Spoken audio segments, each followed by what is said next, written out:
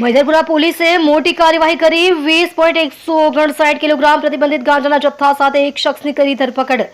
આરોપી પાસેથી અંદાજે રૂપિયા 10,11,000નો મુદ્દામાલ કબજે કરાયો। બાતમીના આધારે સુમુલ ડેરી રોડ નજીક સર્વેલન્સ ટીમે સફળ રેડ પાડી પકડાયેલ આરોપી મૂળ ઓડિશાનો રહેવાસી હોવાનું સામે આવ્યું। ગાંજાના જથ્થા ઉપરાંત રોકડ રકમ અને મોબાઈલ ફોન પણ જપ્ત કરાયા। આરોપી સામે NDPS એક્ટ હેઠળ ગુનો નોંધી કાયદેસરની કાર્યવાહી હાથ ધરાઈ। મૈદરપુરા પોલીસની સર્વેલન્સ ટીમે ટીમ વર્કથી આ સફળ કામગીરી પાર પાડી। તમે જોઈ રહ્યા છો DNY ન્યૂઝ ચેનલ રમન કૌરની સાથે।